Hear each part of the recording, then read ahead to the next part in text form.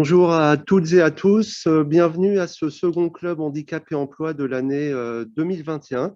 Nous sommes très heureux de vous accueillir aujourd'hui en direct du CHU de Nantes. Donc aujourd'hui, à nouveau, on continue le cycle de conférences en partenariat avec le CHU de Nantes.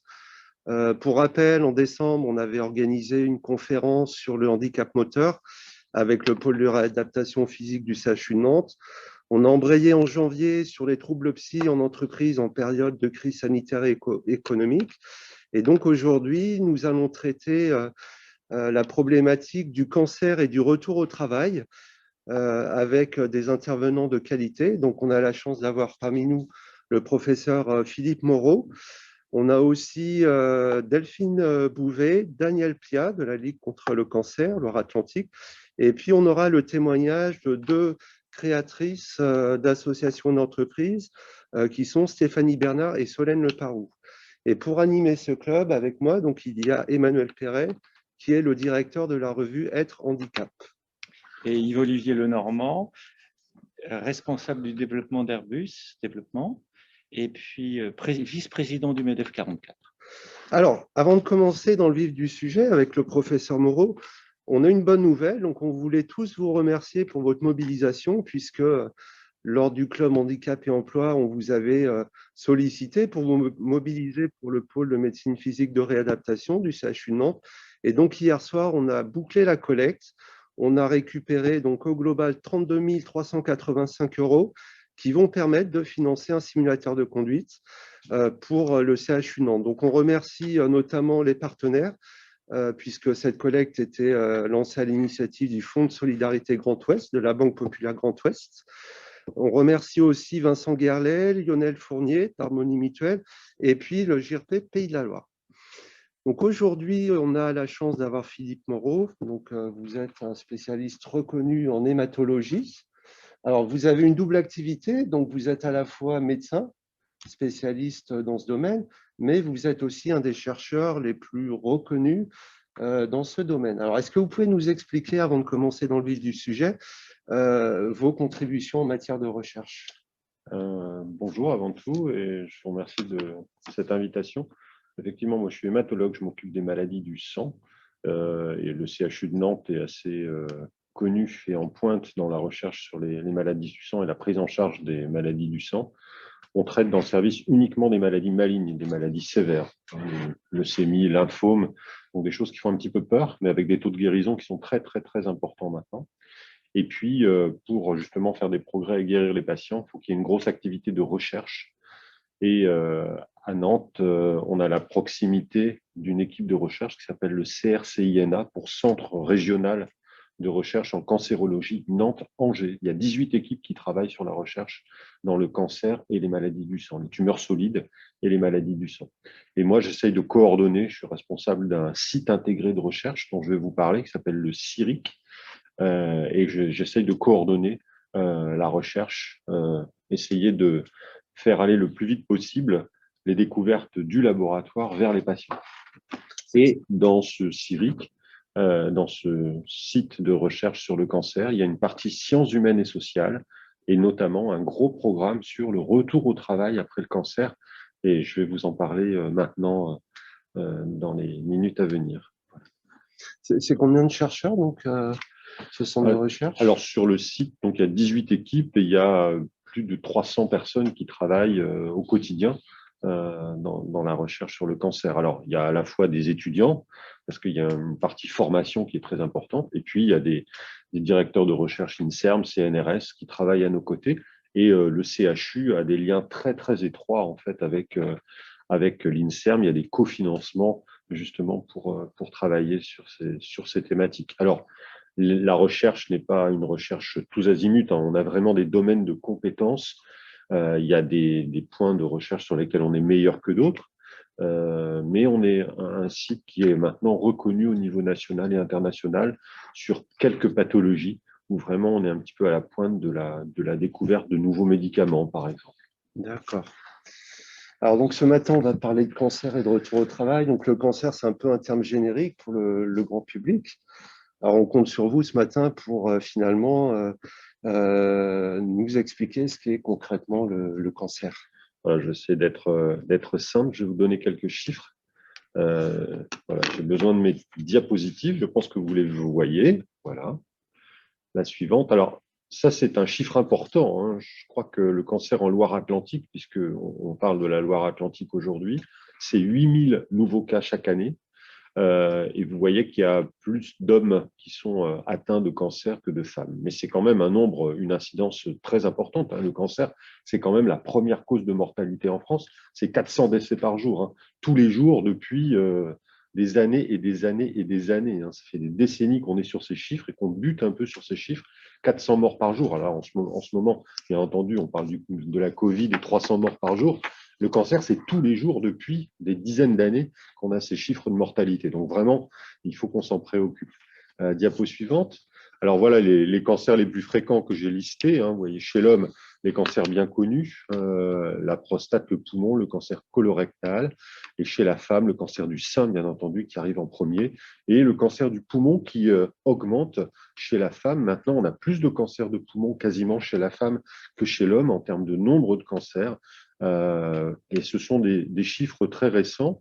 On a la chance d'avoir dans les Pays de Loire, surtout en Loire-Atlantique et en Vendée, un registre de cancer très exhaustif où tous les cas sont répertoriés et on est capable, en face de ces définitions de cancer, d'annoter notamment des critères sociaux, des critères économiques pour regarder s'il n'y a pas des disparités géographiques pour l'incidence des cancers.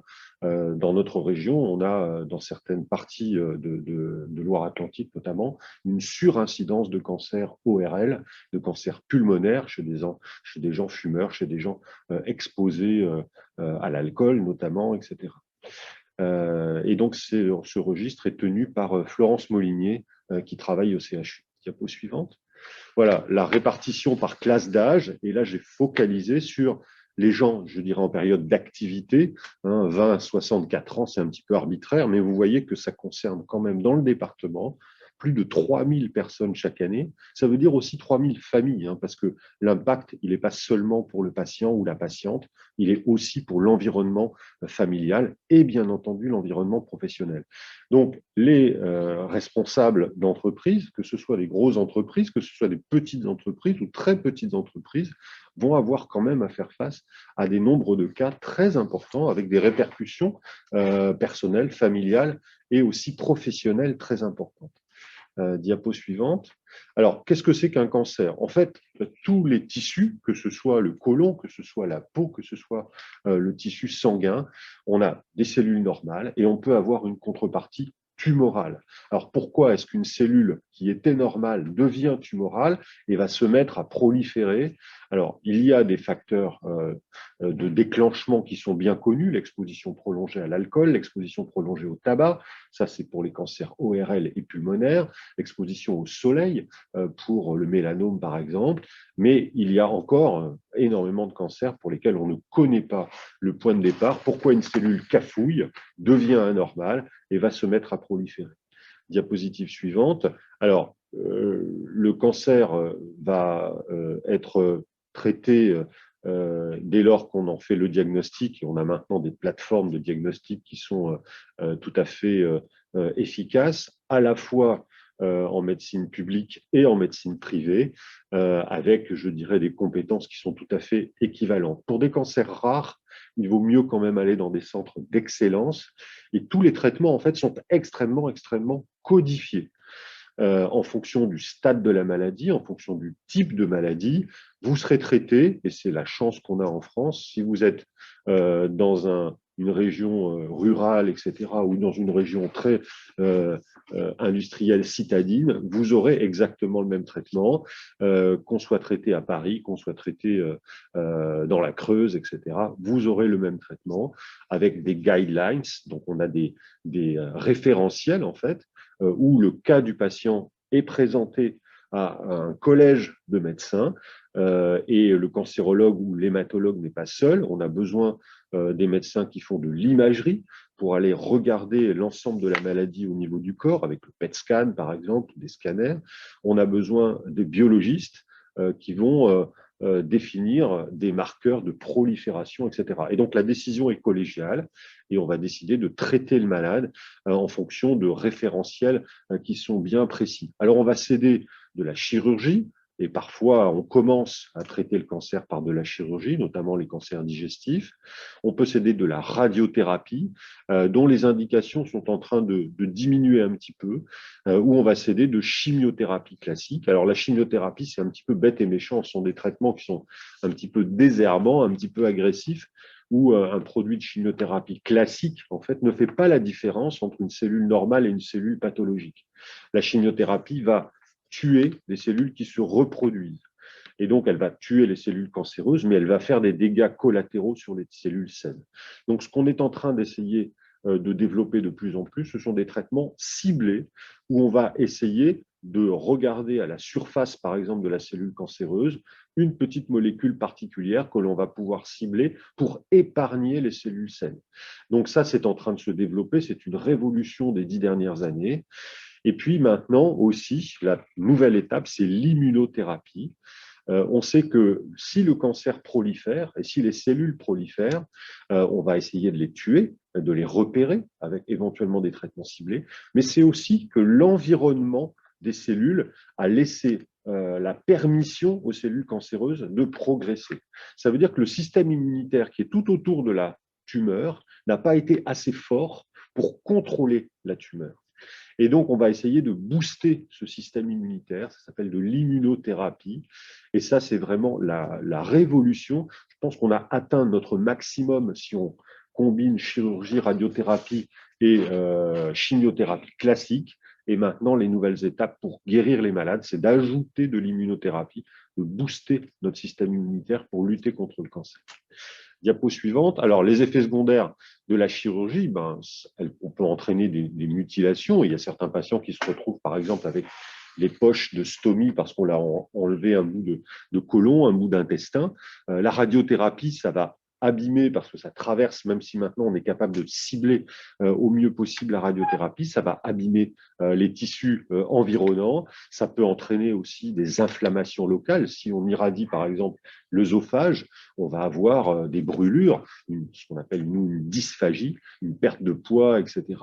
Donc la radiothérapie fait des dégâts et la chimiothérapie, même si maintenant on sait prendre en charge la toxicité, par exemple, digestive et les nausées, les vomissements de la chimiothérapie. Maintenant, plus personne ne vomit quand on donne de la chimiothérapie. Elle a des effets toxiques. Certaines chimiothérapies font perdre les cheveux. On a cette toxicité sur la bouche, où on a la bouche un petit peu abîmée à cause de la chimiothérapie. Et puis, en fonction des types de chimiothérapie, il y a des toxicités particulières. Certains médicaments de chimiothérapie qui sont incontournables, par exemple dans la prise en charge du cancer du sein chez la femme, ont une toxicité digestive. C'est la famille des anthracyclines, une toxicité cardiaque, pardon. Et ce sont des effets de classe. Il y a différentes classes de chimiothérapie. Et à chaque classe, on peut avoir une toxicité cardiaque, digestive, neurologique, par exemple. Diapo suivante. Alors, on parlait de modifications et de dégâts dans la vie de tous les jours. Bien entendu, une fois qu'on a un diagnostic de cancer qui arrive, tous les cancers ne sont pas aussi graves les uns que les autres. Les traitements ne sont pas aussi lourds les uns que les autres. On a néanmoins la vie qui s'arrête avec des hospitalisations successives, avec des passages en hôpital de jour, avec un développement sur les 10 dernières années de l'ambulatoire qui a été absolument extraordinaire, puisqu'on n'est plus hospitalisé maintenant pour de la chimiothérapie. On vient le matin, on ressort le soir, ou on vient même le matin et on ressort le midi. Mais néanmoins, il y a des hospitalisations successives, il y a de la fatigue qui fait que les patients ne vont pas pouvoir, dans la grande majorité des cas, continuer leur activité professionnelle. Alors moi, je soigne au quotidien des patients qui sont auto-entrepreneurs, qui sont tout seuls et qui n'ont pas la capacité de travailler en entreprise, qui n'ont pas les protections qu'une entreprise peut donner. Et pour ces gens, c'est vraiment difficile. Ils continuent, nombre d'entre eux, à essayer de travailler, à se ménager des temps de travail entre leur chimiothérapie. Alors, il y a un retentissement, bien entendu, psychologique, parce qu'on se sent un peu exclus dès lors qu'on ne travaille plus. Alors, on connaît les problèmes de chômage, mais le problème de cancer, c'est on arrête de travailler, même s'il y a une protection en France qui est parfaite avec le système d'ALD, d'affection de longue durée, où aussitôt on a une prise en charge financière complète des hospitalisations, on a néanmoins un sentiment d'exclusion, un sentiment d'auto-dévaluation. Et puis, dans la famille, il y a aussi le mot cancer est associé à la mort, bien entendu. Et il y a cette panique, je dirais, qui va nécessiter très souvent un accompagnement, une prise en charge psychologique. Et puis, dans les phases aiguës, tant que la maladie n'est pas contrôlée, on peut quand même avoir aussi des douleurs et on peut avoir une vie qui est complètement impactée par la prise de dentalgiques, par exemple de la morphine, qui vont entraîner des effets secondaires, qui vont entraîner une somnolence, une fatigue, etc. Et puis, la chimiothérapie, comme je le disais, classique, c'est un peu bête et méchant, ça détruit ce qu'il y a de mauvais, mais ça détruit aussi ce qu'il y a de bon, notamment nos défenses. Et les patients vont être exposés notamment à des complications infectieuses et des risques de fièvre, d'avoir besoin d'antibiotiques, etc., etc. Donc, en fait, tout l'écosystème professionnel, familial et personnel va être, bien entendu, impacté par le cancer. Diapo suivante. Alors, le CIRIC, c'est quoi? Moi, j'ai la chance de diriger le CIRIC Nantes-Angers, qui s'appelle Iliad. Les CIRIC, ce sont des sites intégrés de recherche sur le cancer. Et ce sont un petit peu des centres d'excellence qui ont été labellisés par l'Institut national du cancer, l'INCa, suite à un appel d'offres qui a eu lieu en 2017. On y a répondu en 2018 et il y a eu une énorme compétition. Il y a 8 centres d'excellence de CIRIC en France, 4 sur Paris. Et vous connaissez l'Institut Gustave Roussy, l'IGR, vous connaissez Curie. C'est des noms qui vous parlent parce que c'est des grandes usines à recherche et à traiter les patients. Donc, il y en a 4 comme ça sur Paris et il y en a 4 en province, à Lyon, à Bordeaux, qui travaillent surtout sur l'oncologie gériatrique, à Montpellier et à Nantes-Angers, puisqu'on s'est réunis ensemble. On avait la chance d'avoir déjà, comme je vous le disais tout à l'heure, des équipes de recherche qui sont sur Nantes et Angers, qui travaillent sur le cancer. Donc, diapo suivante, voilà. Alors, les partenaires. Juste, si une entreprise ou un particulier souhaite aider le CIRIC Iliad, on passe par le fonds de dotation du CHU de Nantes ou on passe en direct? Alors, on peut passer par le fonds de dotation du CHU de Nantes. C'est le plus pratique, je pense, c'est le plus simple. Nous, on reçoit, je vais vous montrer très rapidement, hein, des budgets qui sont dédiés, mais on a besoin d'aide et on a aussi permis, grâce à ce label, qui est un label d'excellence, on a aussi été récolter des fonds en répondant à des appels d'offres européens, etc., etc. Donc, le CIRIC, en fait, il y a des membres fondateurs qui sont le CHU d'Angers, le CHU de Nantes et l'Institut cancérologique de l'Ouest, l'ICO, qui sont regroupés en un GCS et on travaille avec des partenaires qui sont les 2 universités Nantes-Angers, l'École centrale de Nantes, parce qu'on travaille sur la modélisation de la progression tumorale. Les chercheurs mathématiciens, ceux qui font des big data, sont capables d'essayer de prédire maintenant comment un cancer va sur des algorithmes mathématiques. Donc, on travaille avec eux, ça c'est très, très important. Et on travaille bien entendu avec l'INSERM, qui est la pierre angulaire de la recherche. On travaille avec Atlampol pour essayer de valoriser nos découvertes et éventuellement avoir des brevets, des startups, si on trouve des nouveaux médicaments. Et on travaille de près et avec les associations de patients. La démocratie sanitaire, c'est très important que les patients maintenant donnent leur avis et participent aux recherches, soient informés sur les recherches. Et donc, il y a 2 associations de patients qui travaillent avec nous sur les 2 maladies qui concernent notre CIRIC. On a décidé de se focaliser sur 2 maladies. Une maladie fréquente, le tumeur du sein, le cancer du sein chez la femme, très peu de cancer du sein chez l'homme, et puis le myélome, qui est une maladie hématologique, une maladie grave dont je m'occupe au quotidien. Diapo suivante. Alors, pour montrer toute la pertinence de l'intelligence artificielle, en fin de séquence, on recevra une start-up qui s'appelle Erami, qui est incubée à Centrale Nantes et donc qui travaille sur le dépistage du cancer du sein avec des algorithmes. Très bien. C'est une vraie révolution et c'est assez efficace. Très bien. Voilà, donc notre programme CIRIC, en fait, on a construit sur le parcours d'un malade, diagnostic, fin de traitement, Certains patients vont rechuter, donc au moment de la rechute, et puis il y a certains patients qui vont pouvoir retourner au travail.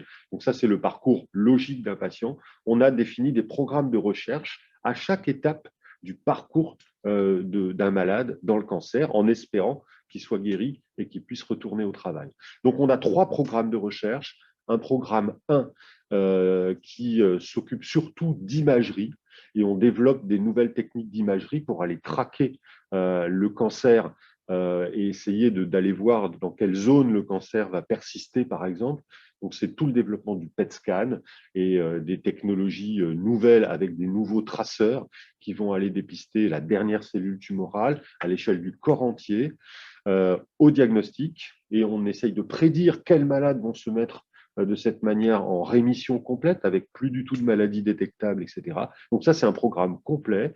Le deuxième programme, c'est regarder la cellule unique. Là, on n'est plus au niveau du corps entier, au niveau d'une cellule tumorale unique, et de l'analyser et d'essayer de comprendre pourquoi cette cellule tumorale va toujours essayer de résister au traitement et de développer des mécanismes de résistance à la chimiothérapie, au traitement ciblé, etc. Donc ça, c'est un axe de recherche en propre. C'est le deuxième programme qui s'appelle PISTER. Là, vous avez les diapositives qui montrent les noms des chercheurs en charge de ces programmes. Et un troisième programme, sciences humaines et sociales, qui s'appelle ReWork, pour retravailler et retour au travail. C'est ce programme qui nous intéresse aujourd'hui. Diapo suivante.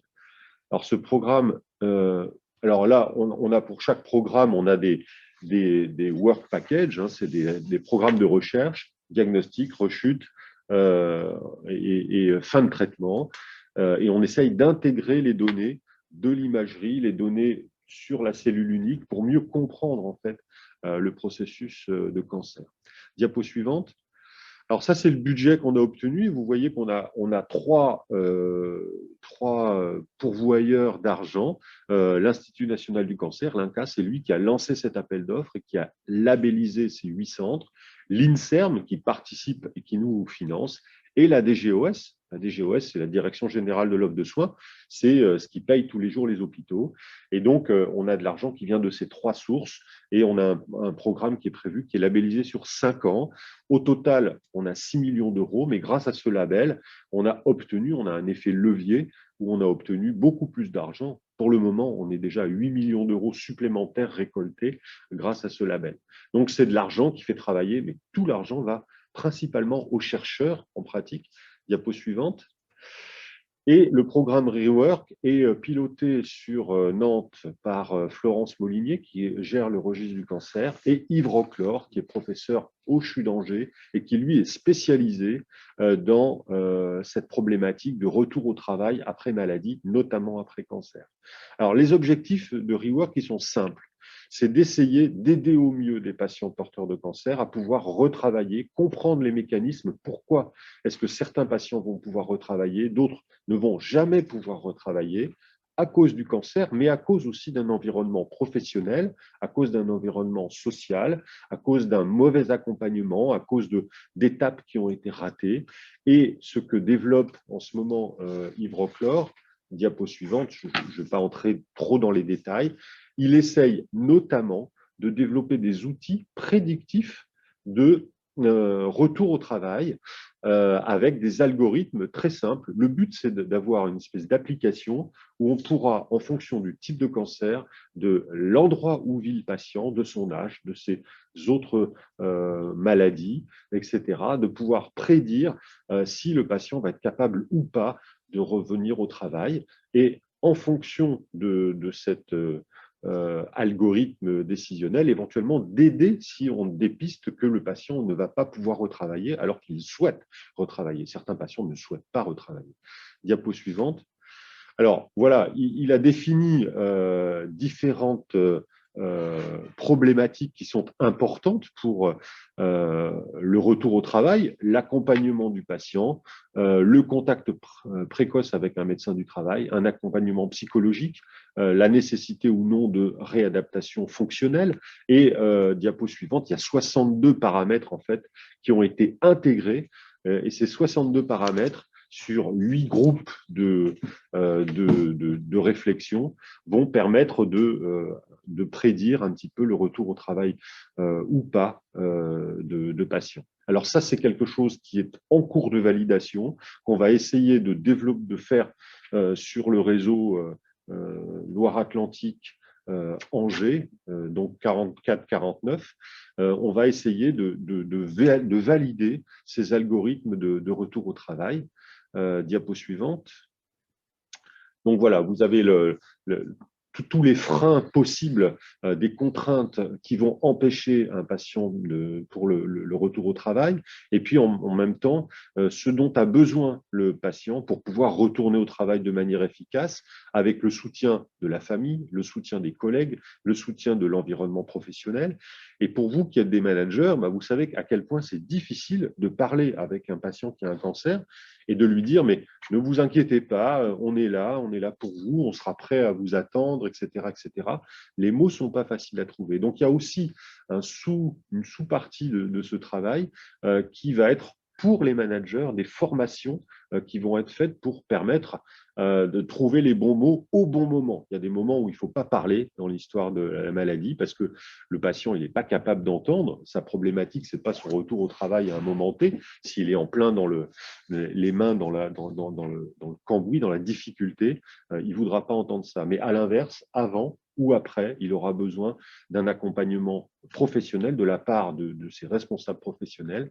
Et il faut aider les managers à pouvoir parler au niveau des DRH, à pouvoir parler tranquillement et à pouvoir aussi trouver les outils, médecins du travail, assistante sociale.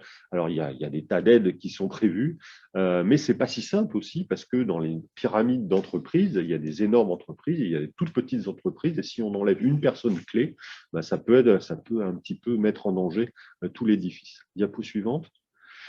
Donc voilà, accompagnement personnalisé, accompagnement socio-professionnel, adaptation de la situation du travail. Et donc, il y a un réseau qui est en train d'être formé au niveau du 49 et du 44.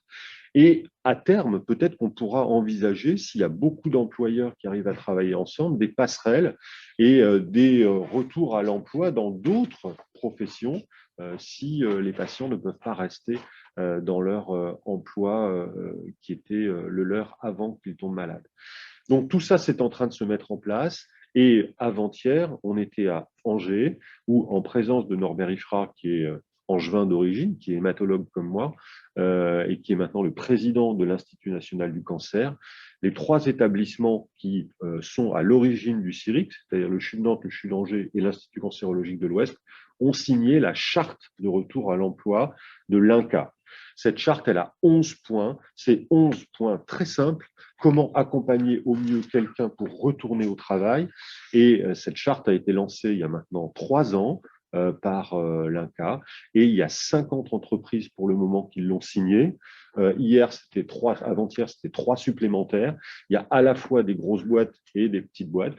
Et le but, c'est de diffuser cette charte le plus possible au niveau national. La PHP, par exemple, qui est un des plus gros employeurs en France, a signé très récemment cette charte. Donc, une attention particulière aux patients porteurs de cancer. Je crois que maintenant, on peut dire qu'on guérit plus d'un malade sur 2 qui a un cancer. Donc, le cancer, il ne faut plus avoir peur de ce mot-là, c'est plus un gros mot. Il faut justement remettre, notre objectif, c'est de remettre les patients dans leur circuit de vie antérieur et d'essayer de faire en sorte qu'ils puissent retravailler. Et ça, on ne peut pas le faire sans des réseaux d'entrepreneurs.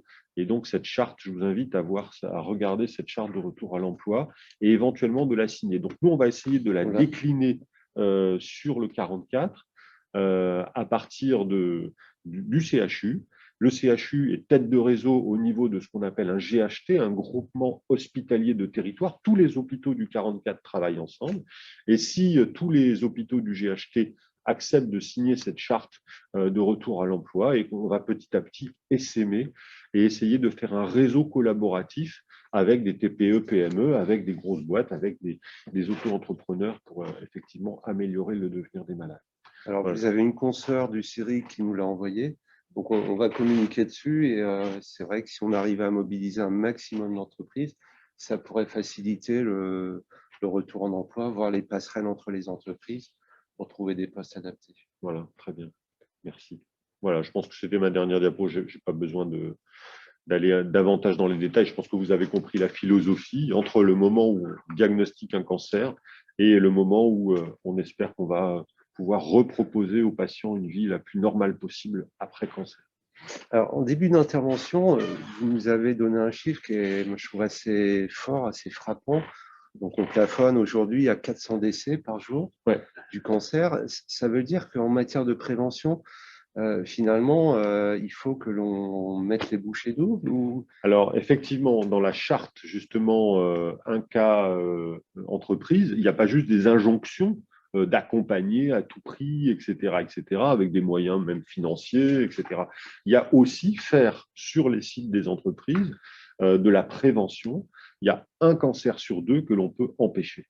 Alors, on ne demande pas à tout le monde d'arrêter de boire. Moi, je considère que voilà, on a le droit de boire un verre de temps en temps. Moi, je pense qu'il ne faut pas fumer. Alors ça, c'est certain. L'exposition solaire pour le mélanome, etc. L'exposition à des pesticides. La maladie dont je m'occupe, le myélome, est 2 fois plus fréquente chez les agriculteurs que chez les gens qui ne sont pas agriculteurs à cause de l'exposition aux pesticides. Donc, il y a plein de choses. Il y a de l'information. Si on fait des mammographies très régulièrement, on va diminuer le risque de cancer du sein. Si on fait des coloscopies chez des gens qui ont des antécédents familiaux, on va supprimer les polypes, et le polype est le lit du cancer colique, etc. Donc tout ça, ce sont des informations. La prévention, elle peut être faite au quotidien dans une entreprise. La prévention de l'alcool, je pense que toutes les entreprises font très attention à ça, mais bon, ce sont des messages qu'on peut répéter et comme ça, on arrivera à faire diminuer ce chiffre un petit peu terrible. Mais en même temps, on vit de plus en plus longtemps. Et si on vit longtemps, il faut bien mourir de quelque chose. Et le cancer est quand même une maladie du sujet âgé, et le cancer est quand même très souvent un problème de déficit immunitaire. Notre immunité, elle décroît au cours de la vie, et à 20 ans, on a une immunité bien plus forte qu'à 70 ans. Et à 70 ans, eh bien, à cause d'un système immunitaire défaillant, on fabrique en ce moment, vous fabriquez, je fabrique des cellules tumorales. Tous là, en ce moment-là, on est en train de fabriquer des cellules cancéreuses. Et il y a notre système immunitaire qui est là pour dire non, cette cellule elle est anormale, je l'enlève, je l'enlève, je l'enlève. Donc, avec le temps, malheureusement, le système immunitaire sénescent, vieillissant, va laisser émerger. Et tous les hommes, si on regarde tous les hommes de plus de 90 ans, ils ont tous un petit cancer de prostate. C'est le vieillissement obligatoire des tissus. Donc, bon, on va atteindre nos limites, mais voilà, on peut quand même encore faire beaucoup de progrès. Alors, question un peu d'actualité. On voit quelques articles qui disent que la crise Covid-19 a un impact sur le dépistage. Est-ce que vous le constatez en tant que praticien? Alors, je crois qu'on ne va pas le constater immédiatement. Je crois que les épidémiologistes et puis les cancérologues, on redoute un petit peu ça.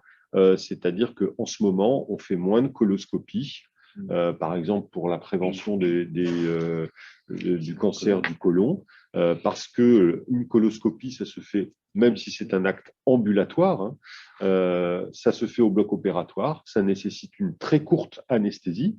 Mais ça se fait au bloc, dans des conditions d'asepsie, de propreté maximale. Et à cause de déprogrammation, puisque les blocs opératoires ont une activité réduite à cause de la Covid, etc., on reporte en fait toute une activité de prévention, en radiologie aussi, etc.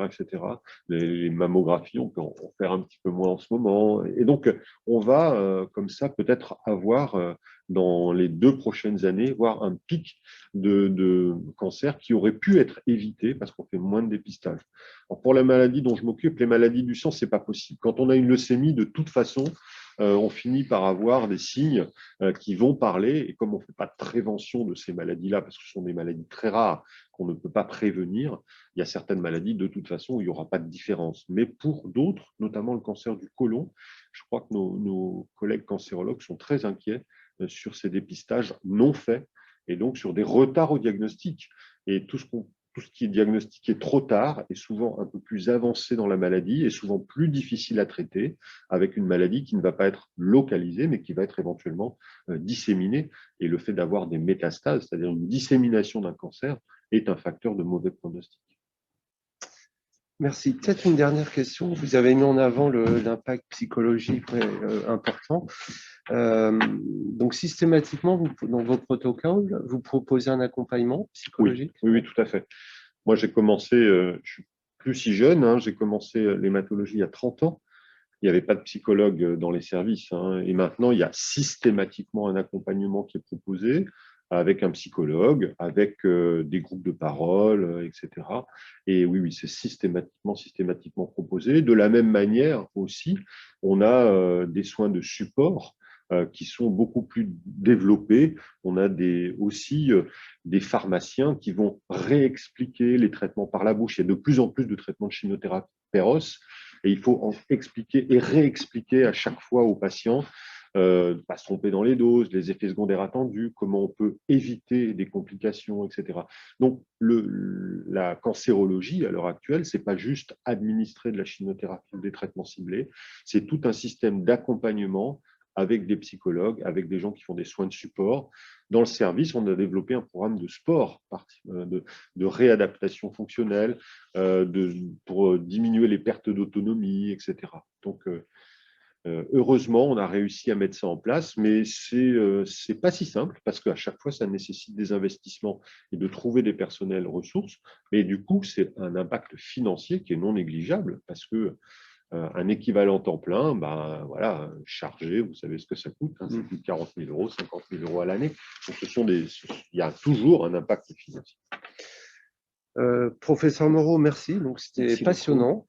Ouais. Donc, on va vous libérer parce que vous avez beaucoup Notre réunion voilà. pour la formation des étudiants.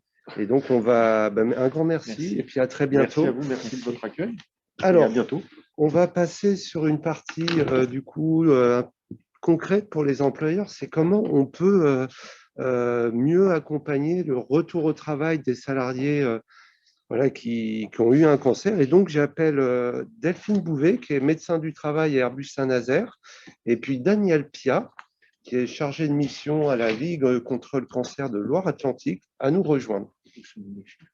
Oui, alors le temps qu'elle s'installe, Emmanuel, donc le directeur de la revue Aide, va vous donner quelques chiffres pour bien mesurer l'ampleur du phénomène. Oui, comme l'a dit le professeur Moreau, l'Institut national du cancer est l'organisation qui fait des études, et ils ont fait une étude en 2018 sur le cancer à 5 ans, et cette étude a montré qu'il y avait à peu près 385 000 personnes qui avaient un cancer par an, et dans ces 385 000 personnes, il y en avait 160 000 qui étaient au travail.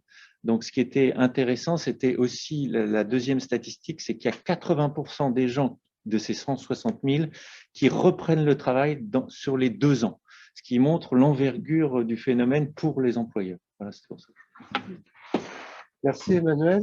Donc, en fait, on a la chance d'avoir des médecins du travail en France.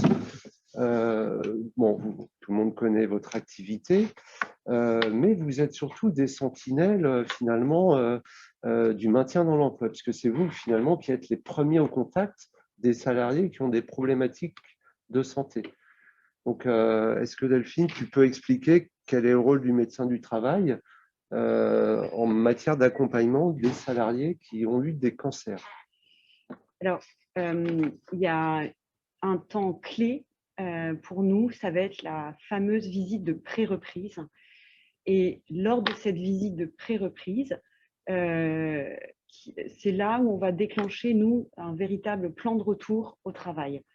Tout d'abord, il y aura cette phase d'analyse de la situation, du type de cancer, du retentissement. Tout à l'heure, on parlait du retentissement psychologique, du retentissement physique, et puis aussi de la compréhension qu'en a le salarié, ou la personne.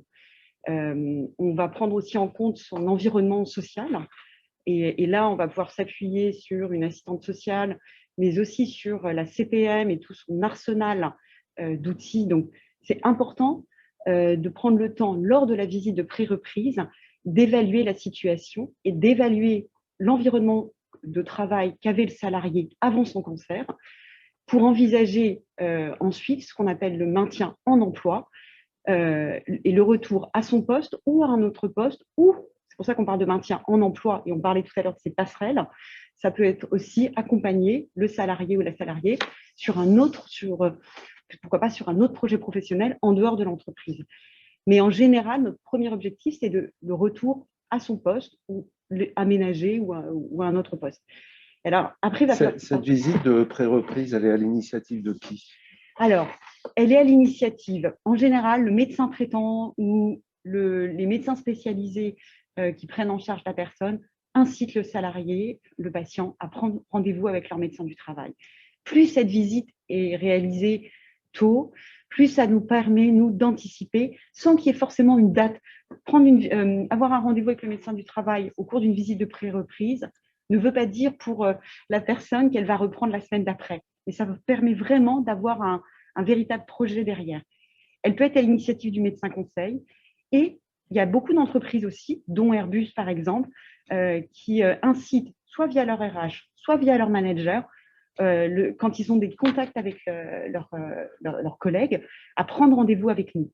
Et nous, on travaille aussi beaucoup avec l'assistante sociale, où tous les mois, on passe en revue un listing de personnes qui est en arrêt de plus de 30 jours et l'assistante sociale leur envoie une mise à disposition du service social et médical et notamment la possibilité de prendre rendez-vous pour cette fameuse visite de pré-reprise. D'accord, donc en fait, plus finalement on va anticiper la visite de pré-reprise, plus on a de chances d'optimiser le reclassement. Ouais, c'est ça. Le retour en emploi. D'accord.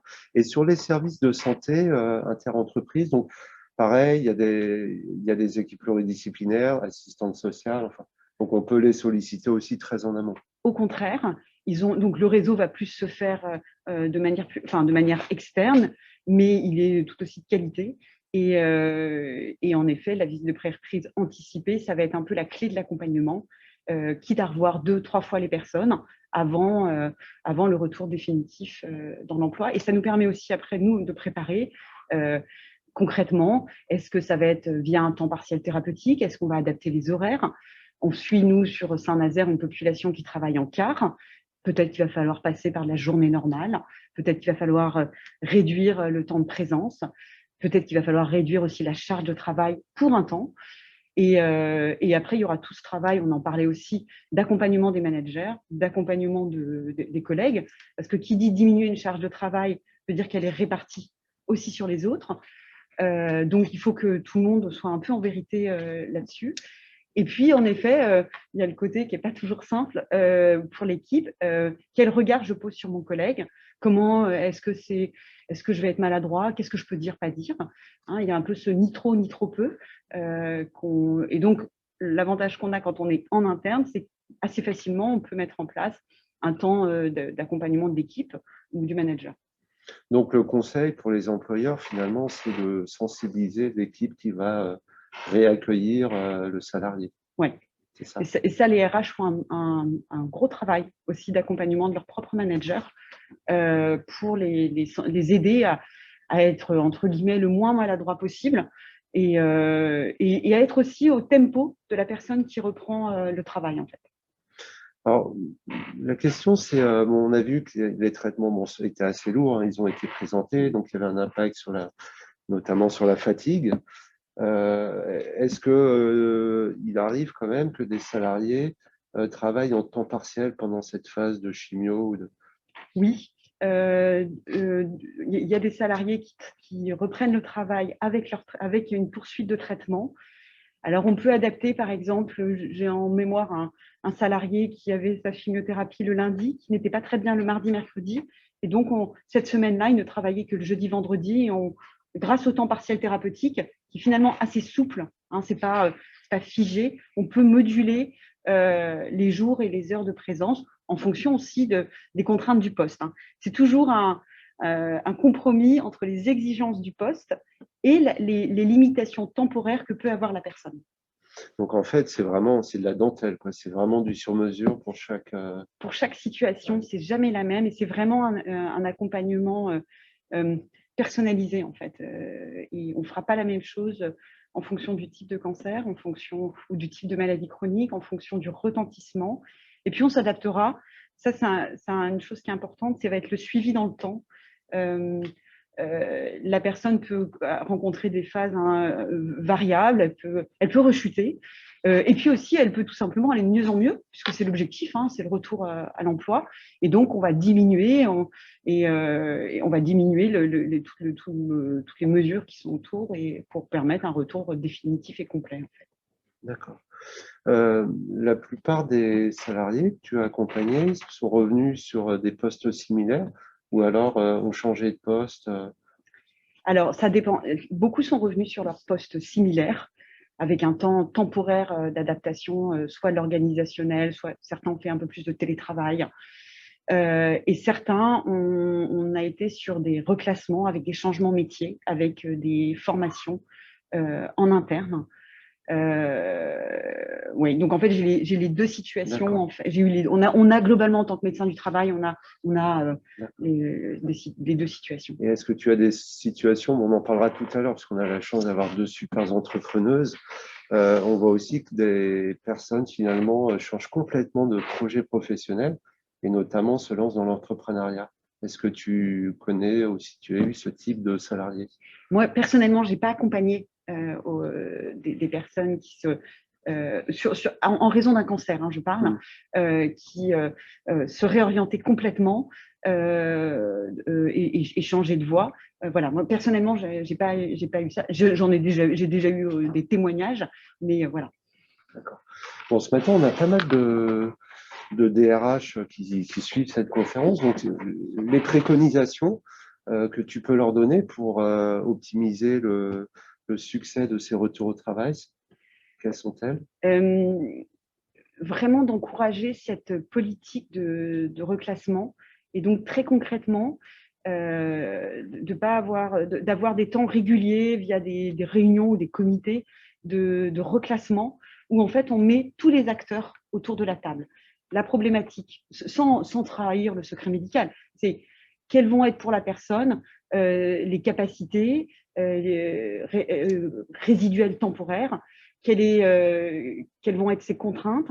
Et donc, on met autour de la table, en général, c'est le RH, il y a l'assistante sociale, le médecin du travail, il peut y avoir l'ergonome aussi, bien sûr, nous, le médecin. Et donc, ça, on fait des comités assez régulièrement, ce qui nous permet aussi d'anticiper, de parler d'autres situations. Et après, un autre point important, c'est accompagner un reclassement en interne.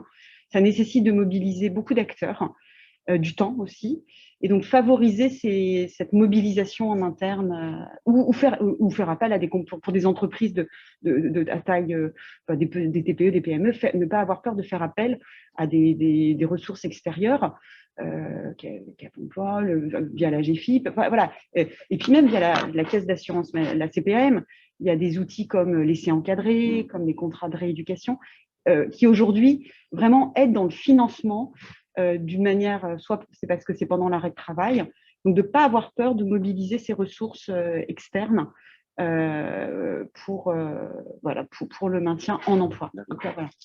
Bon, donc on a vu, il faut vraiment anticiper ces visites de pré-reprise. Après, c'est une approche pluridisciplinaire. Donc, qu'on soit dans des grandes entreprises ou des petites, il y a vraiment des services qui sont proposés par la médecine du travail. Donc, il y a des équipes pluridisciplinaires, notamment dans tous les services de santé inter-entreprises.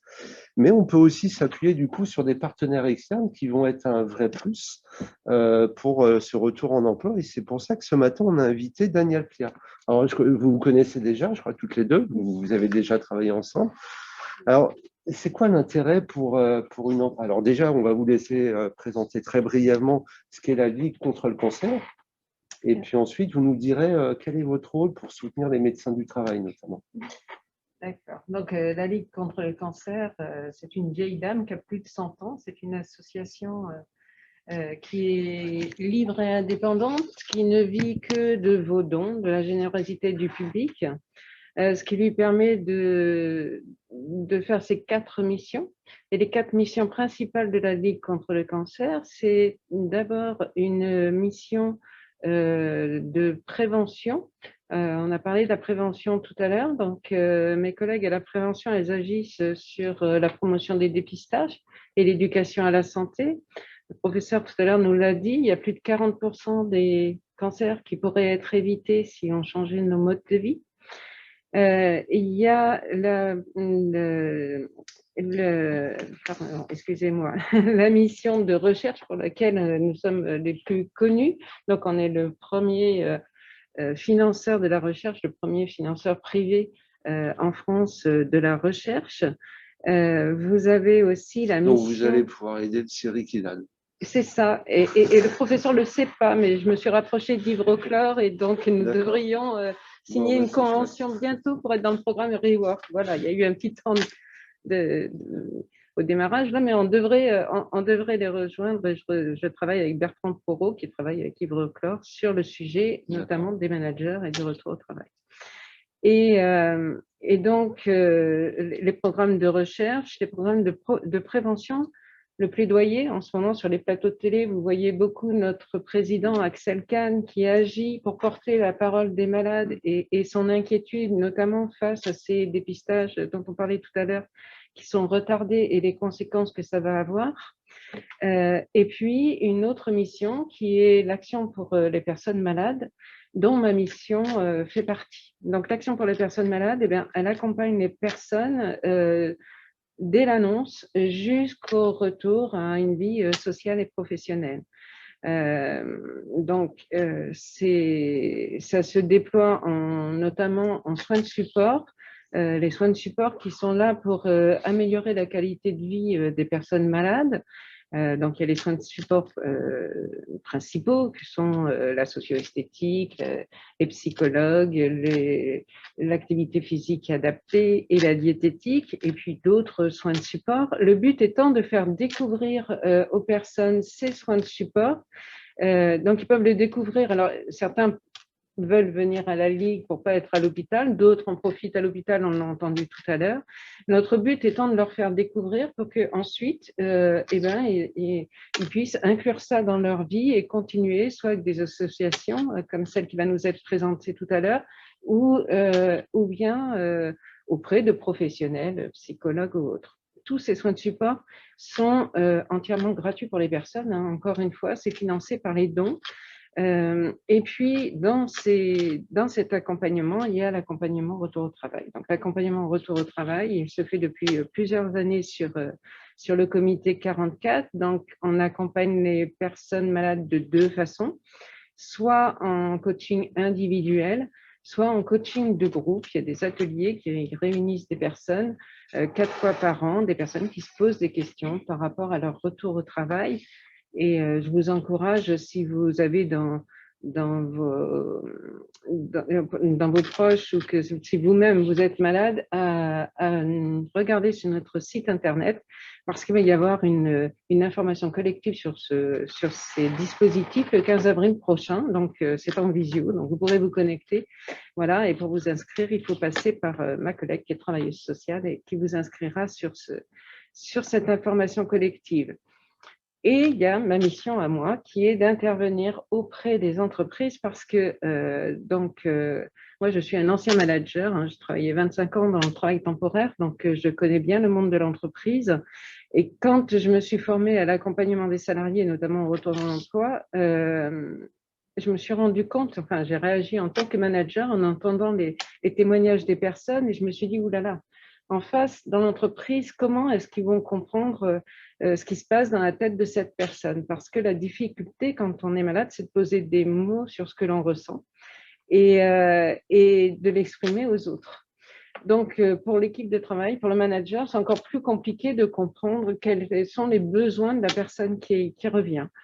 Et je me suis rapprochée de la Ligue. Il y avait donc cette démarche qui s'appelle Ligue d'entreprise, qui est une démarche qui vise à changer le regard sur le cancer. On l'a dit tout à l'heure, plus d'une personne sur 2 guérit de son cancer aujourd'hui. Donc, les gens reviennent au travail et c'est une excellente nouvelle. Encore faut-il bien les accueillir. Il est important pour moi aussi d'aider les DRH et les managers de proximité parce que l'annonce d'un cancer, c'est violent pour la personne qui se sait malade, c'est violent pour son entourage, mais c'est violent aussi pour l'équipe de travail. L'équipe de proximité, c'est très compliqué. ça peut faire ressurgir des souvenirs douloureux. Le cancer est quand même toujours lié à cette image de mort et on ne sait pas comment réagir, on a peur d'être maladroit, c'est un choc pour tout le monde et on ne sait pas comment faire. Et j'ai des témoignages de managers qui se sont trouvés très déstabilisés par rapport à ça, puisque dans le management, on est censé pouvoir gérer son équipe au top. Et là, on se trouve face à la vulnérabilité. Et la vulnérabilité, ben, ce n'est pas une procédure. On est obligé de donner un peu de soi dans cette histoire. Et c'est important d'avoir des lieux où on puisse en parler. Voilà. Donc, j'interviens dans les entreprises, soit sous forme d'intervention, un peu ce que je fais là aujourd'hui de conférences, soit sur des groupes de travail et des rencontres alors en intra, dans les dispositifs d'entreprise, mais aussi en inter-entreprise. Et d'ailleurs, la prochaine réunion en inter-entreprise aura lieu le 18 mai. Vous trouverez aussi sur notre site internet tous ces éléments. Et ça permet le site de la Ligue contre le cancer de Loire-Atlantique. De Loire-Atlantique, hein, oui, c'est ça, parce que la Ligue contre le cancer, c'est une fédération d'associations. Donc, vous ne trouvez pas forcément partout exactement les mêmes dispositifs. Hein. Alors, juste pour que je comprenne bien, donc, finalement, vous accompagnez une partie des personnes qui ont été accompagnées par le CHU, donc qui décident finalement d'un accompagnement, on va dire, hors les murs, en dehors de l'hôpital. Donc, c'est une démarche volontaire de ces patients. Ah oui, tout à fait. Et donc, à partir du moment où ils viennent vous voir, systématiquement, vous rentrez en contact avec les médecins du travail. C'est quoi votre… Ah non, non, pour l'instant, il n'y a pas de… Moi, je lutte contre la désinsertion professionnelle, donc je suis dans la prévention. Il n'y a pas de lien direct, il peut, hein, parce qu'il y a des personnes qu'on accompagne qui du coup en parlent à leur service RH et autres et disent vous devriez appeler la Ligue, voilà, et qu'on fasse quelque chose ensemble. Mais sinon, c'est spontanément, soit les entreprises viennent vers moi, me connaissent à travers d'outils de com, et c'est comme ça que l'on travaille ensemble. Voilà. Et vous accompagnez combien de personnes en Loire-Atlantique chaque année? Enfin, la Ligue, au global? Alors, au global, qu'est-ce que vous appelez au global? Au niveau du retour au travail? Oui. Alors, au niveau du retour au travail, on doit être autour d'une centaine de personnes qui sont accompagnées chaque année sur le retour au travail. Voilà. Et après, le fait que j'intervienne en entreprise, ça sensibilise, bien entendu, un plus grand nombre. D'accord, donc vous êtes en train de préparer finalement, vous êtes en train de sensibiliser les managers pour que ça se passe bien dès qu'ils auront des cas. Alors, en fait, vous faites à la fois finalement la sensibilisation un peu en prévention, on va dire. Après, quand vous accompagnez des salariés dans leur démarche de retour, là, vous pouvez faire une sensibilisation un petit peu ciblée dans un collectif? Alors, si on me le demande, je peux le faire, mais c'est vrai qu'en règle générale, d'abord parce qu'il y a le secret médical, donc on ne peut pas intervenir directement et parler directement du cancer dans l'équipe. Et je ne me permettrai pas d'appeler un employeur parce que j'accompagne une personne. Et puis, il faut savoir qu'on l'a dit tout à l'heure, il y a les salariés, mais il y a les autres. Il y a tous ceux qui ne sont pas salariés, justement, et tous ceux qui sont en recherche de travail. Et bien, malheureusement, ils n'ont pas de médecin du travail pour les aider. Tous ceux qui sont en auto-entrepreneurs n'ont pas de médecin du travail pour les aider. Et il faut trouver des solutions. Donc là aussi, les accompagnements en individuel ou en groupe sont très importants. Et les sensibilisations qui sont faites dans les entreprises, c'est aussi parce que avant même d'être touché ou d'avoir un collaborateur touché, puis ce que je dis pour le cancer, souvent ça se duplique sur toutes sortes de maladies graves ou de cas où il y a eu un choc traumatique et où la question existentielle se pose. Ce qui est important, c'est de croiser les idées. Alors, quand c'est en intra, les gens discutent entre eux et puis certains finissent par livrer qui se sont trouvés en difficulté et ceux qui n'ont pas encore été touchés dans leurs équipes entendent ce témoignage. Quand c'est en inter, c'est de prendre les bonnes idées de chacun. Par exemple, le docteur Bouvet le disait tout à l'heure pour Airbus. Alors, Airbus, c'est une grosse structure, sauf que prévenir les personnes malades de la visite de pré-reprise, même une petite entreprise peut le faire. Et donc, il y a des choses qu'on peut dupliquer, que l'on soit une toute petite entreprise ou une très grosse. Bon, la Ligue contre le cancer, on voit, c'est donc un financement 100% privé. 100% Donc, vous privé. fonctionnez grâce à la générosité Tout à des fait. entreprises, des particuliers. Tout à fait. Donc, si on veut vous aider, pareil, si on va sur votre site. Voilà, on va sur le site. Il y a une possibilité de verser des dons directement à partir du site. D'accord. Alors, moi, j'ai une bonne nouvelle pour toutes les deux. Elle n'est pas au courant, le docteur Boulay. On va mobiliser le site d'Airbus Saint-Nazaire pour vous soutenir cette année dans le cadre d'une opération qui s'appelle les bouchons d'amour. Voilà, donc l'objectif, c'est de collecter un maximum de bouchons et puis on vous versera un chèque à la fin de l'année. Voilà, bon, on va faire aussi quelque chose pour le CHU de Nantes parce que je vois Bénédicte Héritier qui va me disputer. Donc, ce qu'on a décidé, voilà, donc le site de Saint-Nazaire va aider la Ligue contre le cancer de Loire-Atlantique et puis le site d'Airbus Nantes va aider le CHU de Nantes pour le pôle MPR notamment. Donc, pareil, il va y avoir un concours entre les deux établissements pour voir qui collecte le plus de bouchons. Voilà, donc ce sera notre contribution. Merci de votre aide. Merci Bon, énormément. merci. Donc, c'est beaucoup plus clair pour nous. On voit bien le rôle central du médecin du travail dans cette question de maintien dans l'emploi et puis le rôle crucial aussi des associations comme la Ligue contre le cancer. Alors, on va passer, merci beaucoup. Merci. Donc, Emmanuel va prendre la main. On a la chance de recevoir deux formidables entrepreneuses, Stéphanie Bernard et Solène Lefarou. Je te passe la main, Emmanuel. Bienvenue Stéphanie et Solène. Donc vous êtes toutes les deux cofondatrices à la fois de l'association Ma Parenthèse et puis de la société Mes Essentiels. Alors ma première question, c'est sur votre parcours professionnel, parce que c'est très complémentaire en fait. Et après, sur votre expérience personnelle, à partir de là, qu'est-ce qui vous a poussé à créer ensemble ces deux activités? D'accord. Donc, tout d'abord, merci de nous avoir suivis ce matin. C'est réellement intéressant, les interventions. Ça nous aidera, nous aussi, pour la suite. Donc, moi, je suis Solène Lefarou, donc j'ai 42 ans. Initialement, je suis juriste de formation. Depuis 12 ans, je suis infirmière et j'ai exercé des fonctions d'infirmière coordinatrice. J'ai travaillé uniquement en cancérologie sur le CHU de Nantes. Et j'ai eu un diplôme interuniversitaire de soins palliatifs, donc j'ai travaillé beaucoup en cancérologie et accompagnement de fin de vie. Donc j'ai travaillé depuis 3 ans, je travaillais à domicile dans un réseau de soins palliatifs qui s'appelait Compa, où on accompagnait également voilà, tout ce qui était les patients atteints de cancer à domicile et les chimiothérapies. Alors, ce parcours m'a permis de voir déjà d'une part la prise en charge à l'hôpital et surtout l'après à domicile, ce que ça peut donner parce que voilà, à l'hôpital, on a quand même beaucoup de choses qui sont faites, on l'a entendu tout à l'heure, il y a des super accompagnements. Et parfois, je me suis rendu compte qu'il y a une autre réalité aussi à l'extérieur. Voilà, après les soins, il y a parfois un sentiment d'abandon. On est très bien pris en charge pendant la maladie et parfois, voilà, quand tout s'arrête, et nous l'ont bien décrit quand on a travaillé ce projet, il y a quand même ce sentiment d'abandon. Qu'est-ce que je fais voilà, où est-ce que je vais maintenant?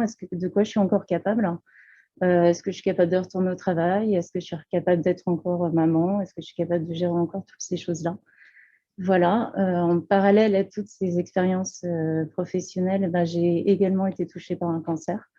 J'ai accompagné aussi ma maman qui a eu un cancer du sein métastatique, qui en est décédée. Donc voilà, ça nous a aussi permis quelque part de relier un peu tous nos manques. Notre parcours nous a permis aussi de voir peut-être ce qui nous a manqué, ce qu'on aurait aimé. Et donc, voilà, Stéphanie va continuer. Bonjour à tous, merci encore. C'est vrai qu'on renouvelle, voilà, c'est pour nous, merci vraiment de nous avoir invités. Donc, moi, c'est Stéphanie Bernard, donc j'ai 48 ans, donc mariée, 2 enfants, voilà. Moi, j'ai travaillé longtemps, 25 ans dans l'industrie pharmaceutique, notamment en tant que déléguée médicale et déléguée hospitalière. Et notamment, j'ai travaillé surtout une dizaine d'années en cancérologie. Donc notamment le professeur Moreau, voilà, qui était présent, j'ai eu l'occasion de travailler avec lui, puisque j'ai travaillé dans la douleur en cancérologie et puis en hématologie. Voilà, donc c'est un métier que j'ai eu vraiment plaisir à exercer pendant de nombreuses années, mais c'est vrai que voilà, j'ai commencé à trouver moins de sens. Donc je me posais beaucoup de questions et j'ai voulu faire justement au sein de mon laboratoire un petit peu un point, un bilan de compétences et ben, je n'ai pas eu l'occasion de le terminer, puisque en 2015, voilà, on m'a diagnostiqué un cancer du sein. Et donc là, c'est vrai que c'est un gros coup de frein, puisque pas d'antécédents, voilà, rien dans la famille. J'étais la première, il en faut une. Et donc, bah, c'est vrai que pendant cette période, on se pose beaucoup de questions sur soi, sur la vie, sur son travail, justement. Parce que, comme l'a dit très bien le professeur Moreau, ça me faisait vraiment écho quand il a fait sa présentation. Finalement, on se rend compte que au-delà de la dimension purement médicale, c'est vrai que la maladie, le cancer impacte aussi, on a en effet des enfants. Moi, j'avais 43 ans, donc des enfants. Donc, c'est comment on annonce à nos enfants, le mari, dans le couple aussi. Et puis, justement, cette question, puisqu'on est là aussi pour en parler, justement, de la réinsertion professionnelle. Donc, voilà. Et puis, comme l'a dit Solène, finalement, nos parcours aussi personnels, on identifie un petit peu quels sont nos besoins, nos attentes, ce qui nous a manqué. Et moi, alors, quelque chose qui m'a frappée, alors ça reste très matériel, hein, mais j'ai eu une chirurgie radicale, donc j'ai eu une mastectomie totale. Et quand on a une mastectomie totale, on a aussi besoin de s'acheter une prothèse, de la lingerie. Et c'est assez frappé, c'est qu'aujourd'hui, quand on a besoin de faire ses achats, donc on va aller en pharmacie ou en magasin orthopédique. Et franchement, ça nous renvoie encore au statut de malade. Et j'ai trouvé que c'était un peu, pour certains, voilà, un peu difficile. On se retrouve des fois l'impression d'être dans la réserve du magasin, entre deux cartons. Alors, les personnes sont très compétentes, ça, c'est pas le souci, hein, mais l'environnement compte aussi. Avoir une cabine d'essayage, c'est quand même un respect de notre intimité. Et alors là, ça a commencé un peu les prémices de ce projet dont on va vous parler. Et avec Solène, c'est vrai qu'on refaisait souvent, comme on disait, le monde, hein, mais on en parlait beaucoup de nos projets mutuels en se disant il y a vraiment des choses peut-être à faire, à accompagner. Et donc, pour ma part, j'ai mis un peu de temps parce que, vous voyez, j'ai arrêté 2016 de travailler, 2017, j'ai dû reprendre à mi-temps thérapeutique. Et on s'est vraiment lancé en 2019. Donc, je ne sais pas si c'était la bonne année pour quitter son travail, quelques mois avant le confinement, la crise sanitaire. Mais voilà, et on a travaillé, on a relevé les manches parce qu'on est vraiment parti d'une page blanche pour identifier quels sont les besoins. Et c'est vrai qu'on a aussi eu cette volonté de rencontrer tous les acteurs du territoire. Donc, on a rencontré Monsieur Bergerot, le le président de la Ligue. On a rencontré Marc Grégoire, le président de l'INSERM. On a rencontré les différents établissements de santé, les associations existantes. On a vraiment fait une démarche pour aussi s'enrichir de leur expérience et puis apporter de la complémentarité dans notre projet. Et on est sur l'entrepreneuriat. Je voulais juste aussi souligner, avant de parler vraiment du projet, c'est qu'à Nantes, en tout cas, on a la chance d'avoir beaucoup d'aide à la création. C'est vrai qu'on a pu bénéficier à la fois la chambre de commerce, on a fait une formation, on est allé au salon des entrepreneurs, bien évidemment, on est allé à des salons pour pitcher son projet, parce qu'on a eu l'occasion, on a passé des moments un petit peu pour notamment avec Initiative Nantes sur un prêt d'honneur à taux zéro, où on est là pour vendre son projet et puis défendre son projet et puis pouvoir bénéficier d'un prêt d'honneur. On a aussi une initiative France Active sur la garantie femmes pour avoir une caution aussi. Donc voilà, on a fait énormément de démarches. Et donc, moi, je vais juste parler notamment le côté de la boutique et puis je vais laisser après Solène parler vraiment de l'association. Donc, on aurait dû ouvrir en 2020, mai 2020, mais on a ouvert en septembre, donc il y a juste 6 mois. Donc, on a 2 structures, donc une SARL, donc une boutique, en effet, une boutique avec des produits adaptés à la cancérologie. Donc, on va trouver vraiment des cosmétiques, à la fois aussi des prothèses mammaires externes. On a une formation toutes les 2 obligatoire pour pouvoir délivrer et appliquer des prothèses, de la lingerie adaptée, voilà, tout ce qu'on peut trouver finalement avec une cabine, important, une cabine d'essayage. Voilà, donc un environnement où on se sent bien, elles se sentent écoutées, il n'y a pas de rendez-vous, voilà, elles viennent comme ça spontanément et ça, c'était pour nous vraiment important. Donc, voilà. Là, vous expliquez dans votre désir d'entreprendre Oui. Les manques pour pouvoir les combler. Tout à Mais fait. vous m'avez dit aussi une chose très forte qui est le fait que pendant la période de soins, vous avez eu beaucoup de dons des autres, où vous aviez envie de rendre aussi. Donc, il y avait Complètement. aussi un engagement. Donc, moi, ce qui m'intéresserait maintenant, c'est de comprendre comment vous avez créé cette maison d'accueil des femmes et dans quel état d'esprit, en fait. Parce qu'il y a le fait de créer un outil, mais c'est aussi l'état d'esprit de cet outil. Oui, tout à fait. Donc, nous, on a eu l'idée, on est parti vraiment de ce qui nous avait aussi manqué. C'était, à l'époque, on se rendait compte que beaucoup de choses étaient sur rendez-vous, que voilà, les moments où on n'allait pas bien, il fallait quand même fallait une roue de secours quelque part. Et voilà, cette idée d'avoir un lieu où on puisse aller, mais quand on veut, on peut pousser la porte. Et aujourd'hui, avec quelques mois d'expérience, on voit que ça fonctionne. Voilà, qu'on aille bien, qu'on n'aille pas bien, qu'on a envie de parler, on a envie de rencontrer du monde, on a envie d'avoir un retour d'expérience aussi, parce que le retour des patients entre eux, c'est riche et c'est très, très important. Donc, nous, on a voulu créer cet endroit en étant une maison comme chez elles, où elles sont libres de venir avec leurs enfants, leurs conjoints. Et voilà, et puis on fasse intervenir aussi des gens qui nous ont aussi apporté à la fois professionnellement et personnellement. Donc c'est ces gens-là aujourd'hui qui animent nos ateliers. Voilà, donc c'est vrai qu'on est parti d'une page blanche, on avait l'idée, alors sur le papier c'était très simple. Dans la réalité, forcément, ça a été quelques petits obstacles. Comme on vous l'a dit tout à l'heure, on a été rencontrer déjà les magnifiques associations qui existent déjà aujourd'hui. On a eu l'occasion ensuite d'être accompagnés par la Maison Rose à Bordeaux, voilà, qui existe et qui avait déjà quelques années d'expérience et qui a su bien nous conseiller, à la fois sur le schéma associatif, de comment on pouvait fonctionner. On est parti de rien, d'une page blanche avec 0 €. Et on est allé, voilà, on a monté bien ce projet, on a ficelé bien aussi les choses, d'où la SARL et l'association pour vraiment bien dissocier les deux. Et puis, on a essayé d'aller convaincre les premiers financeurs, nos premières associations qui nous ont soutenus. Donc, on a un soutien d'une association nantaise qui s'appelle Madame S, grâce à qui on a pu avoir 15 000 €. Et là, on s'est dit, écoute, bingo, on y va, on cherche un endroit pour s'installer. Enfin, nous payons moins nos loyers. Voilà. Pour la et puis, pour le reste, on va se débrouiller. Donc, et comment ça se passe pour les personnes, en fait? Il y a une maison d'accueil, mais est-ce qu'elles ont un parcours?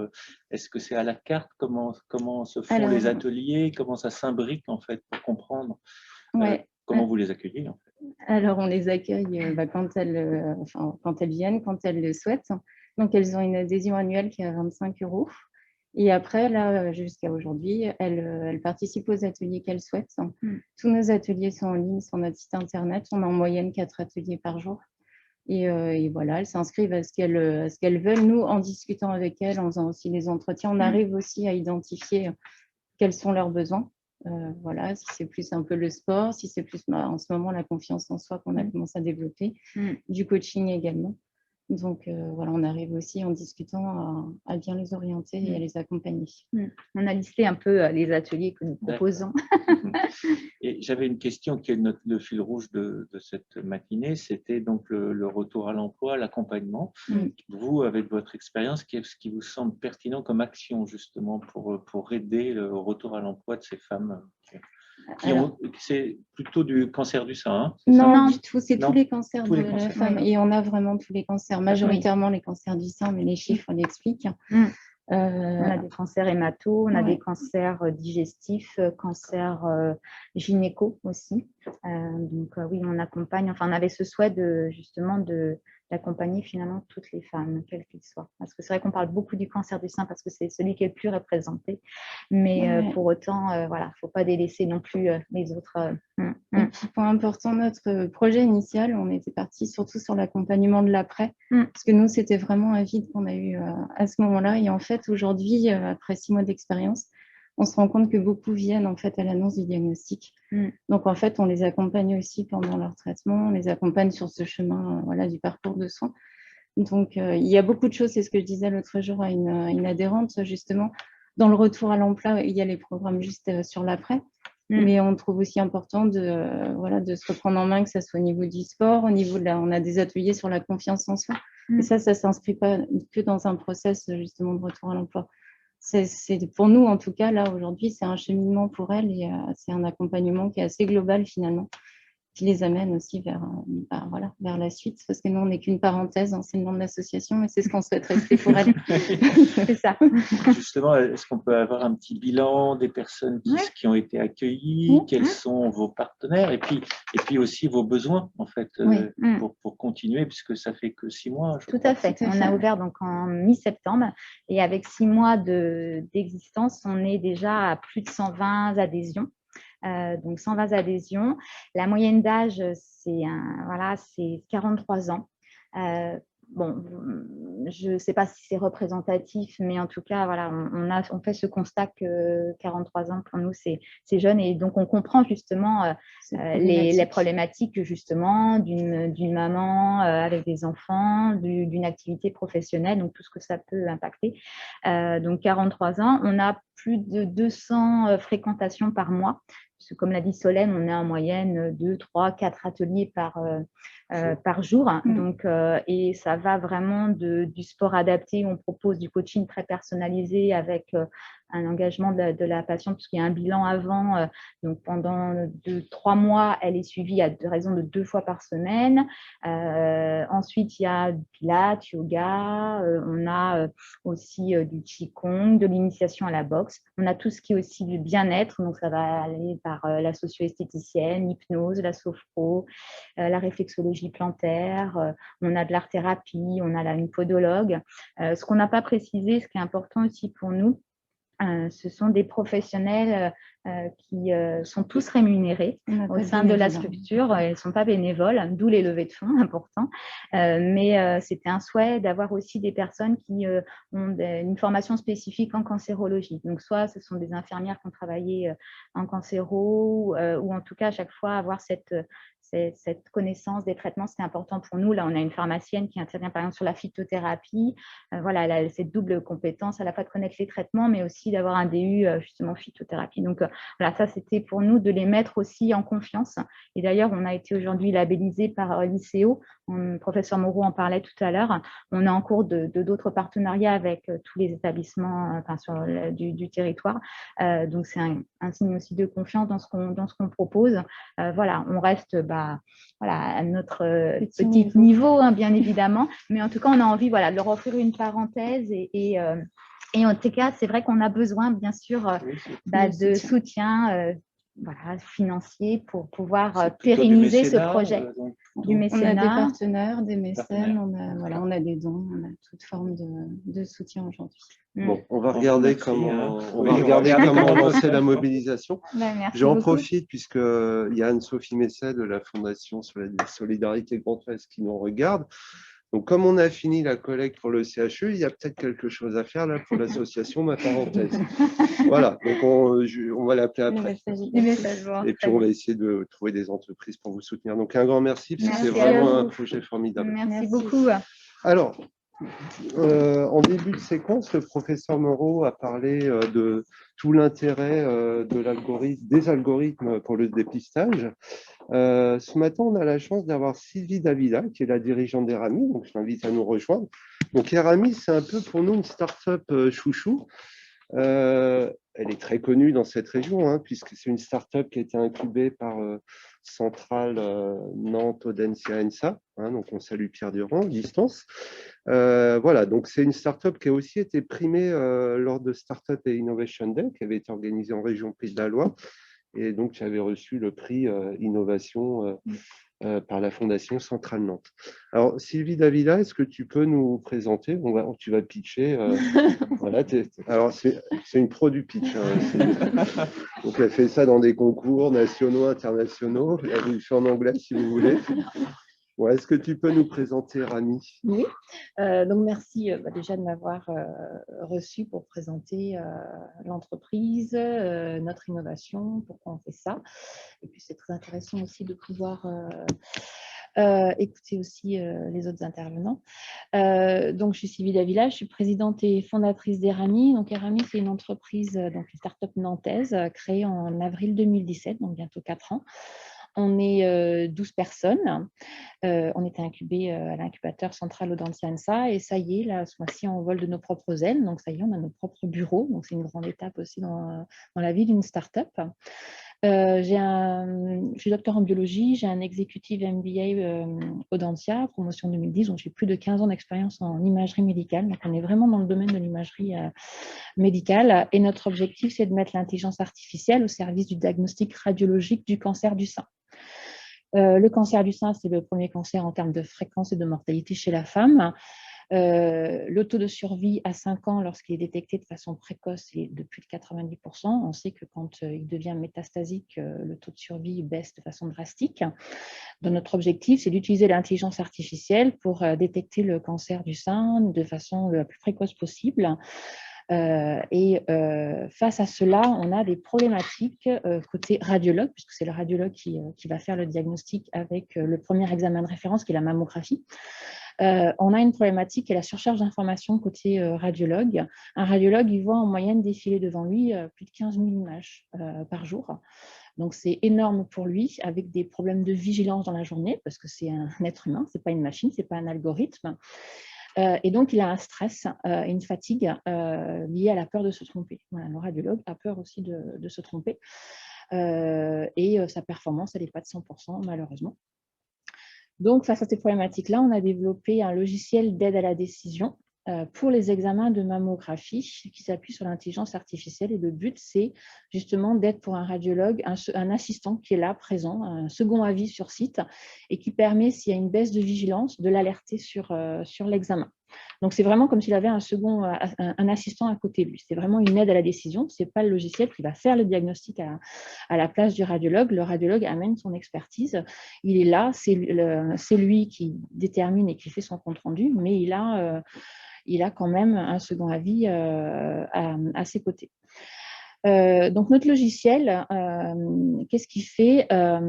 C'est une solution qui est innovante. Donc, on est vraiment dans l'innovation, c'est disruptif. Parce qu'on va identifier, notre algorithme va identifier tous les éléments sains, donc les tissus sains sur l'image, et ne laisser sur l'image que les zones potentiellement suspectes.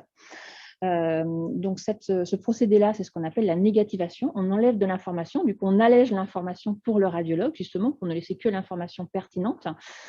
C'est protégé par un brevet à portée internationale. Donc, on est la seule solution. BreastLinkView, c'est notre produit qu'on a développé. C'est la seule solution au monde qui est capable d'alléger l'information sur une image pour ne laisser que la zone potentiellement suspecte sur l'examen de mammographie. J'avais mis des images, mais je ne sais pas, juste pour voir un petit peu ce que ça donnait au niveau d'une mammographie, parce que des fois, les images, c'est plus parlant que le reste. C'est la 3e slide. Pardon. Voilà, je sais pas. On pourra aller voir sinon sur ton site internet, il y a oui. plein d'illustrations. Voilà, c'était juste. Donc, vous allez sur mon site internet erami.com et vous avez ces exemples-là. On a signé un partenariat, donc on a plusieurs partenariats scientifiques avec des centres d'imagerie, notamment l'Institut de cancérologie de l'Ouest. Et donc, avec ces centres-là, on collecte les données. Et donc, notre logiciel a appris sur actuellement 440 000 images.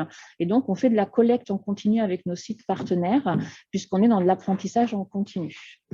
Et on a signé un partenariat commercial avec Fujifilm. Donc, c'est Fujifilm qui distribue aussi notre solution. On est donc une entreprise française, mais on est aussi ouvert à l'international. On a obtenu notre certification CE en plein dans le confinement, donc en mars 2020, et on a démarré nos premières ventes en France en juillet 2020. Et donc, on a fait nos premières ventes en 2020 en France et on a commencé à vendre à l'Europe.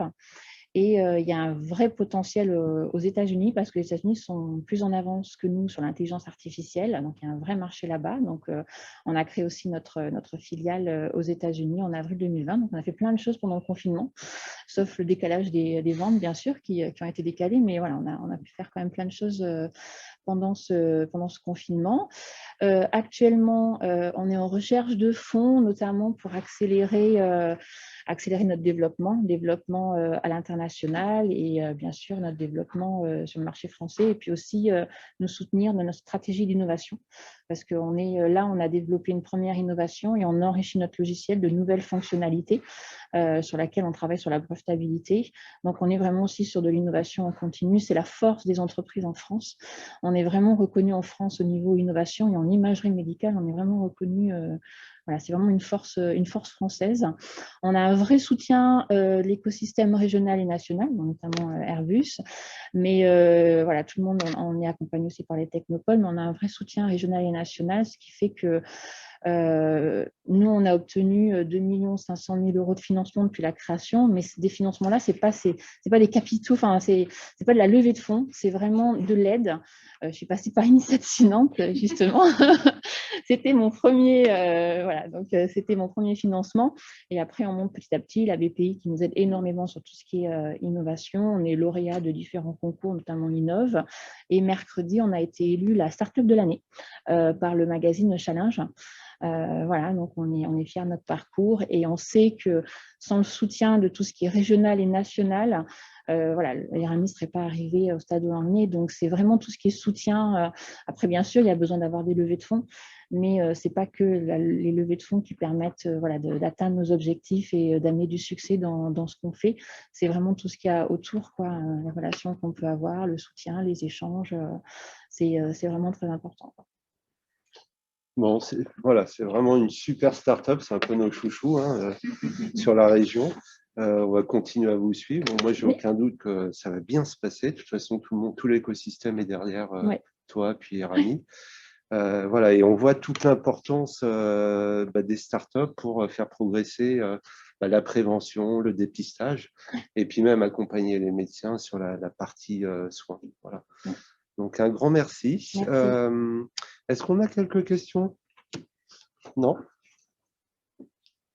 Eh ben, on est quasiment dans les temps. Donc, je vous remercie toutes et tous. Alors, on a Emmanuel Perret. Donc, Emmanuel Perret, c'est directeur de la revue Être Handicap. C'est un magazine vraiment spécialisé sur l'emploi et puis le handicap. Donc, je vous invite vraiment à vous abonner. Alors, tu viens de sortir un numéro. Tu peux faire un petit peu saliver nos... Déjà, on a fait un article sur le CHU et sur le pôle de réadaptation. On a décidé d'ailleurs de le suivre toute l'année pour voir un peu tout ce qui se fait sur un an et puis faire des reportages dessus.